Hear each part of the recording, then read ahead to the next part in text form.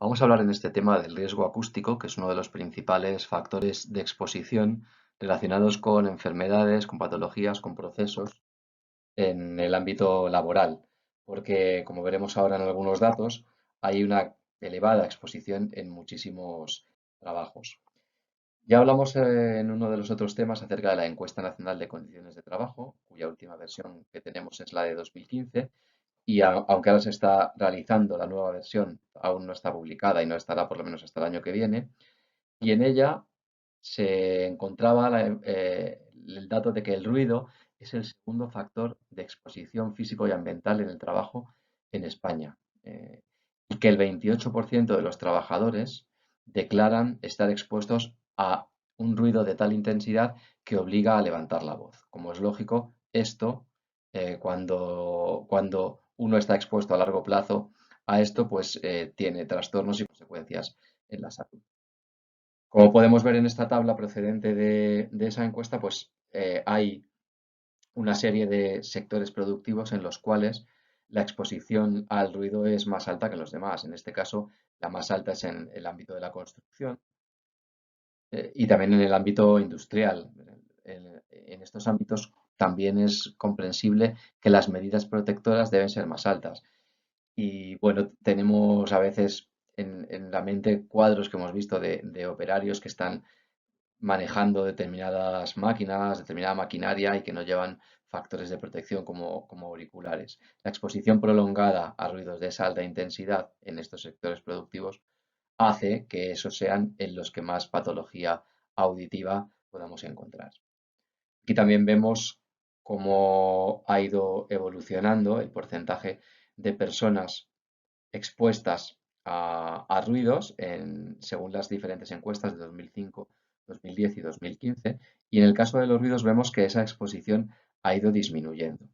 Esto también es razonable porque cada vez hay mayor conciencia de que la exposición prolongada a diferentes factores físicos, químicos, ambientales provoca trastornos en la salud y también se aumentan las medidas protectoras contra todos esos factores. Los conceptos fundamentales de ruido, en realidad yo no debería hablaros mucho porque sabréis mucho más que yo, pero vamos a comentar algunas cosas relevantes y espero que me disculpéis si incluyo algún error. Vosotros sois mucho más expertos que yo en esto. La definición de sonido, de que es un fenómeno vibratorio, en fin, esto me lo ahorro porque ya os decía que lo sabéis mejor que yo. Más bien me interesa tener en cuenta qué es lo que conceptuamos como ruido. Y es como un sonido de diferentes fuentes, no armónico, y que llega a una intensidad que puede llegar a resultar molesta. Por eso la frase que viene al final de la diapositiva, el sonido normalmente es una sensación, si no agradable, neutra. Cuando se aumentan los niveles a niveles anormales, pues entonces se puede considerar una molestia y puede llegar a considerarse como ruido. Definimos el ruido entonces en nuestro ámbito como todo sonido molesto y desagradable, y que según sus características puede llegar a ser perjudicial para la salud. También hemos de entender que en este concepto de ruido, como algo molesto, existe una parte subjetiva muy importante, puesto que puede haber cosas que sean objetivamente molestas y otras sean subjetivamente molestas para unos sí y para otros no. Lo que está claro es que el sonido sí es un fenómeno que podemos cuantificar y sí que podemos establecer determinados umbrales de presión sonora o de intensidad de sonido que podemos asociar a trastornos que pueden provocar enfermedades. ¿De acuerdo? Por lo tanto, el componente subjetivo, lógicamente, tenemos que tenerlo también muy en cuenta. La capacidad auditiva la definimos como la transformación del sonido en señales nerviosas y que luego son interpretadas por el cerebro. El esquema sería este. La señal acústica es un fenómeno físico, las ondas sonoras, que cuando llegan al órgano encargado dentro del organismo, las transforma en una señal nerviosa. Y esa señal nerviosa va al procesador central de nuestro organismo, que es el sistema nervioso central, el cerebro en general, no solo él, y que a través de un fenómeno psicológico, las interpreta y entonces ya las interpreta como un sonido o agradable o desagradable o como un ruido. Las características que nos interesan acerca del ruido o del sonido que consideramos como ruido son la frecuencia, el ritmo y el tono. La frecuencia la solemos medir en ciclos por segundo y bueno, aquí tenéis la definición que como os decía no voy a meter en ella, las frecuencias, tonos graves, tonos agudos, etcétera. La frecuencia audible está entre 20 y 20.000 hercios. Luego están las infra y las ultra, que el sonido humano en condiciones normales no percibe. La intensidad o nivel de presión acústica es la que cuando hablamos de fisiología y de patología laboral y de trastornos de la salud, medimos en decibelios. Y más concretamente en decibelios de tipo A. Los decibelios A son aquellos decibelios en los cuales se introduce una ponderación para poder determinar mejor cuáles son las frecuencias que más daño hacen a las personas. En esta ponderación de decibelios A se utilizan unos filtros sonoros. Los decibelios A tienen en cuenta excluyen las frecuencias más extremas, tanto por arriba como por abajo, de tal manera que nos dan una mejor idea de cuáles son las intensidades de sonido que afectan más a las personas. Según esta intensidad o nivel de presión acústica, pues se suelen clasificar los sonidos en sonidos fuertes de intensidad fuerte o en sonidos de intensidad. Y otra cosa muy relevante, aparte de la intensidad, es el ritmo. ¿Por qué? Porque no es lo mismo estar escuchando un sonido o un ruido de manera constante o de manera continua que de manera discontinua o de manera brusca. Por eso distinguimos entre ruidos estables o continuos, en los cuales se definen como aquellos en los que no hay una gran diferencia entre los valores máximos y mínimos de intensidad de sonido y se establece esta diferencia en 5 decibelios. Si la diferencia de sonido oscila en esos 5 decibelios, consideramos que es un ruido o un sonido estable o continuo. Como ejemplo tenemos aquí pues un ventilador que más o menos hace siempre el mismo ruido. Luego definimos los sonidos aleatorios o discontinuos, cuando esa variación entre niveles de intensidad máximos y mínimos supera los 5 decibelios. Y además también puede pasar que este ruido o sonido varíe a intervalos regulares o irregulares o incluso aleatoriamente con el tiempo. Por ejemplo, el sonido de un coche pues, constituiría un ejemplo de ruido o de sonido discontinuo. Y luego tenemos lo que llamamos impulso o impacto. Son aquellos ruidos que tienen una duración, muy corta, en general se dice menos de un segundo, son súbitas, casi instantáneos, y que decrecen exponencialmente muy rápidamente con el tiempo. Cualquier golpe, como pone aquí un pinchazo de un globo, un estallido de un globo, o un martillazo, o ruidos de ese tipo. Para entender mejor lo que sucede cuando nos vemos expuestos a ruidos intensos o continuos, es imprescindible conocer, aunque sea de manera muy superficial, cómo está formado el sistema que se encarga de la fisiología de la audición. El oído humano se diferencia en tres partes, que son el oído externo, el oído medio y el oído interno. El oído externo comprende el pabellón auditivo con el conducto auditivo y finaliza en el tímpano, que es una membrana que ocluye completamente el conducto auditivo, de tal manera que cuando la onda sonora llega a través del conducto auditivo hasta el tímpano, éste la transforma en energía mecánica a través de una cadena de huesos, que son el yunque, el martillo y el estribo, en forma de vibraciones, y este estribo transmite esa energía mecánica a un sistema, que es la cóclea, que a su vez la va a transformar en energía eléctrica y ya al nervio auditivo, donde irá esa información que procesará nuestro sistema nervioso. El oído medio es el que está formado por toda la parte que está que va desde el tímpano hasta el final de esta cadena de huesos que transforma la energía acústica en energía mecánica, es decir, hasta el estribo y la ventana oval, y luego el oído interno ya está conformado por la cóclea o caracol, los canales semicirculares y hasta donde sale el nervio facial. Bien, esto aquí tenéis explicado brevemente cómo funciona cada una de las partes de los oídos. El oído también tiene reflejos de protección, como el reflejo timpánico o acústico. Cuando el oído recibe de forma súbita un sonido de gran intensidad, hay unos pequeños músculos que tensan tanto el tímpano como los huesecillos que están en el oído medio, el yunque, martillo y estribo. Y al tensarlos se vuelven más rígidos de manera que transmiten con más dificultad la intensidad sonora. Entonces hace bueno, pues que ese sonido se transmita en menor intensidad hacia el oído interno. Claro, un sonido tremendamente intenso, por supuesto que puede afectar de forma instantánea la audición, incluso puede provocar una rotura de tímpano, que el mecanismo de defensa no sea lo suficientemente fuerte como para poder mitigarlo. Vamos a hablar ahora de los efectos sobre la salud de los ruidos.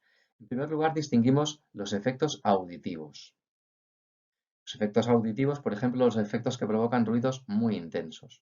Uno de estos efectos muy común, que hemos podido sufrir en muchas ocasiones, pues por ejemplo, a la salida de un concierto donde el sonido es muy intenso, es el de los acúfenos. Los acúfenos son el zumbido que queda en los oídos permanentemente no, temporalmente durante un tiempo, después de habernos sometido a intensidades sonoras muy grandes y durante un tiempo razonable. Pues un concierto, por ejemplo, es una de las de los mejores ejemplos. En este caso, las células sensoriales están un poco irritadas, pero normalmente cuando ese sonido es transitorio, también esa sensación de zumbido, suele ser también transitoria. Otra cosa es el trauma acústico. Como comentábamos antes, se puede producir una rotura timpánica. Cuando el tímpano se rompe, se produce instantáneamente una pérdida auditiva, porque la transmisión de la energía de la onda sonora en energía mecánica se interrumpe. A veces, la propia rotura del tímpano es un mecanismo de defensa, porque al romperse, al ceder, ese sonido deja ya de transmitirse. Lo que pasará es que el tímpano habrá que repararlo si la rotura es muy grande o dejarlo que cicatrice, pero puede llegar a constituir una forma de defensa ante un trauma acústico lo suficientemente grande. La pérdida auditiva puede ser transitoria o puede ser permanente. Si la rotura del tímpano es muy grande y no se puede reparar, pues puede ser que se produzca permanente, pero por lo general suele tratarse de pérdidas auditivas transitorias. Otro tipo de efectos auditivos es el de la pérdida auditiva, que también se conoce como hipoacusia, y consiste en una alteración auditiva que sí suele ser permanente. La hipoacusia puede ser leve, moderada o grave en función de la cantidad de decibelios que dejemos de escuchar, con esas cantidades que tenéis ahí. Normalmente las pérdidas auditivas, las hipoacusias permanentes, suelen estar relacionadas con exposiciones prolongadas a ruidos de alta intensidad. No suelen ser hipoacusias agudas, salvo que se produzca ese traumatismo acústico, sino más bien sostenidas en el tiempo, progresivas. Cada vez se va oyendo un poquito menos, hasta que llega un momento en que uno se da cuenta de que ha dejado de oír y por desgracia esa pérdida auditiva suele ser ya irrecuperable. Y luego tenemos la hipoacusia profunda o también llamada sordera neurosensorial de más de 80 decibelios. Y ahí lo que hay es una lesión neurológica en las células de Corti, que son unas células muy especializadas en el procesamiento del sonido. Ahí ya la sordera es muy grande y en principio es irreversible y por eso se llama hipoacusia profunda. Es el cuadro más grave de hipoacusia que podemos encontrar. Pero no solo hay efectos auditivos relacionados con el ruido, sino también efectos no auditivos. Y son muy importantes también, aunque lo más conocido, lo más paradigmático por el ruido son los efectos auditivos, también hay otros no relacionados con la audición, como por ejemplo el estrés. A nadie se le escapa que el estar sometidos a una exposición a ruido constante o muy fuerte produce un cierto grado de ansiedad o de estrés. Si tenemos una obra al lado de nuestra casa en la que están eh, manejando maquinaria todo el tiempo, pues acabamos enfadados, hartos, con irritabilidad, etcétera. Y aparte del mal humor que se puede poner por tener una exposición a ruidos permanente o durante un tiempo, pues puede haber efectos fisiológicos, como por ejemplo que aumente la tensión arterial, que aumenta la frecuencia respiratoria por los nervios y, por supuesto, que haya trastornos del sueño, sobre todo si ese ruido se provoca en el horario del sueño, tanto en la calidad como en la cantidad del sueño. Y esos efectos no son despreciables, a veces provocan un déficit muy grande de la calidad de vida de las personas. Hay otro efecto muy importante que es el peligro que para los trabajadores supone la interferencia con la comunicación. Si hay demasiado ruido como para entenderse bien, puede que unos trabajadores no se entiendan entre sí al hablar, no entiendan bien determinadas órdenes o determinadas indicaciones y eso pueda poner en peligro la integridad física de esos trabajadores. Por eso es muy importante. Si hay mucho ruido y hay que comunicarse, pues habrá que utilizar intercomunicadores, micrófonos o lo que sea. Además, produce una interferencia con otras actividades psicomotoras, aparte de la molestia subjetiva de la que ya hemos hablado, relacionada con ese estrés y ese mal humor, y por supuesto, y relacionado con esa interferencia con la comunicación, la producción de accidentes de trabajo, por no oír bien, por no enterarse bien de las cosas.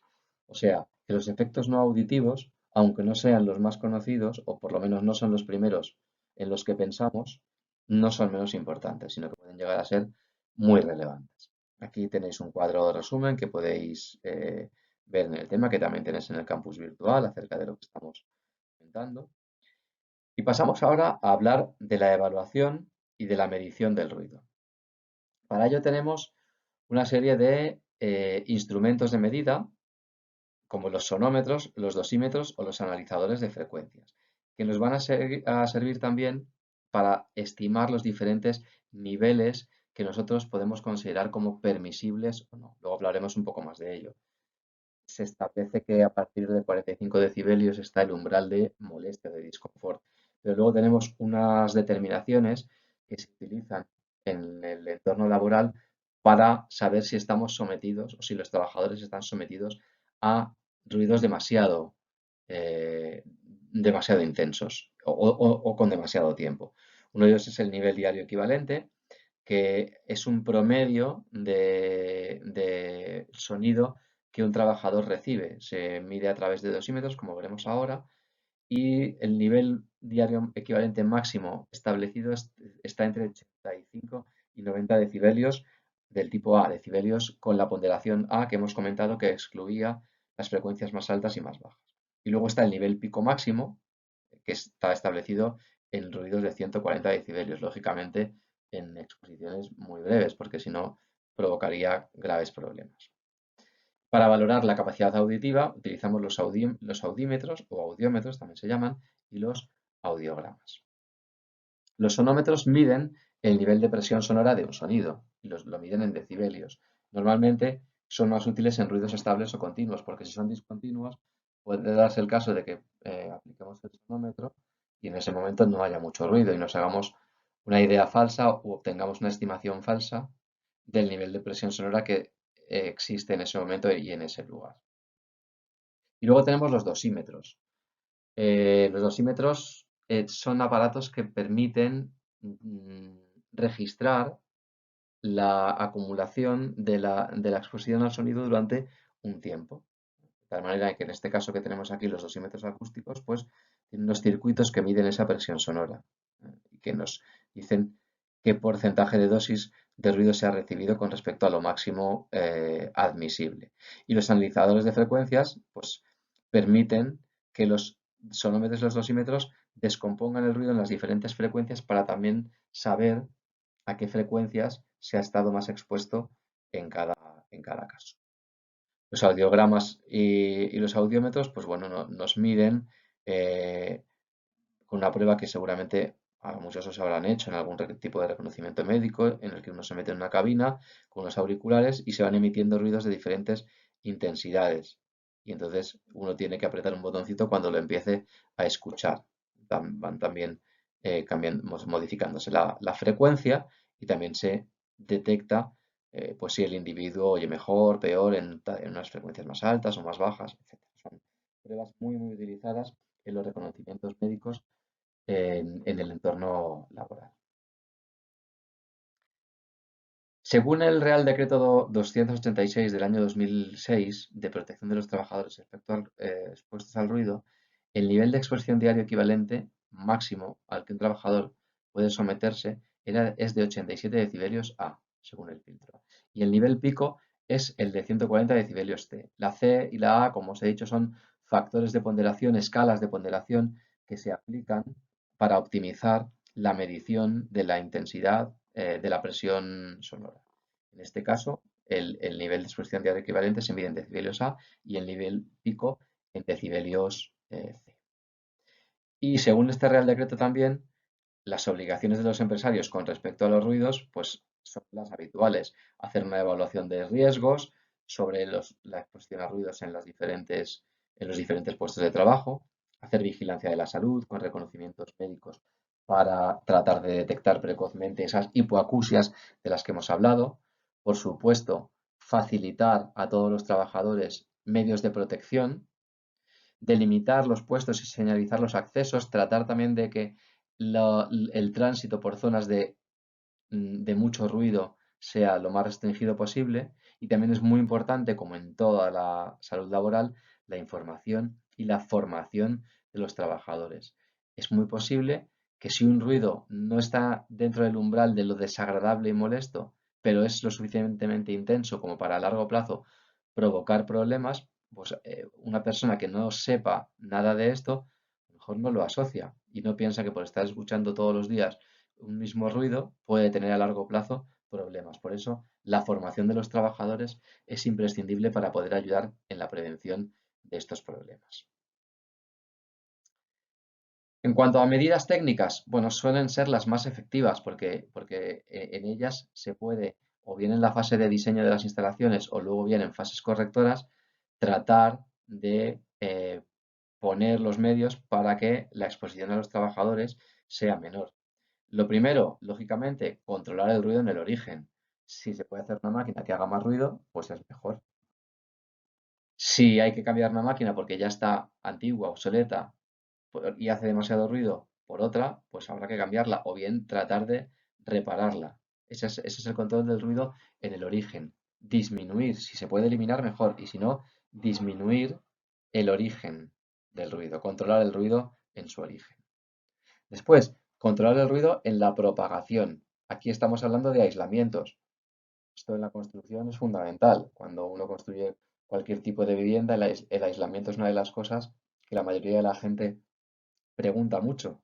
¿Qué tal aislamiento tiene esta casa o esta pared o este local? Entonces, es fundamental a la hora de que el ruido no se difunda y no se propague. Si no se pueden tomar medidas estructurales, medidas técnicas, también hay que tomar medidas organizativas. Por ejemplo, limitar el tiempo de exposición. Si el ruido no se puede eliminar y no se puede disminuir, entonces lo que habrá que hacer es que los trabajadores estén durante menos tiempo sometidos a esos ruidos, que hagan descansos periódicos en ambientes no ruidosos. Y muy importante, mucho, ya hemos hablado de ello, que los trabajadores dispongan de equipos de protección individual adecuados, útiles, probados, homologados, como orejeras, tapones, cascos, lo que sea, para que si el ruido no se puede evitar de forma estructural, tampoco se puede modificar la organización del tiempo de trabajo, por lo menos que con las medidas de protección individual se consiga reducir esa exposición a esos ruidos. eh, Aquí también tenéis otro resumen con las principales medidas preventivas encaminadas a prevenir en lo posible los efectos perniciosos del ruido. Y por último, un caso práctico que podéis leer y bueno, del cual tenéis también aquí pues la solución al mismo y que bueno, si tenéis alguna duda, pues podemos comentar. ¿De acuerdo? Muy bien, pues espero que sigáis todos bien y seguiremos interaccionando con estos temas y con el tema en el campus virtual. Eh, en el campus virtual aprovecho para deciroslo, tenéis ya colgados las normas y la primera lista con los trabajos que debéis realizar por parejas para que lo consultéis cuando podáis. Un saludo a todo el mundo.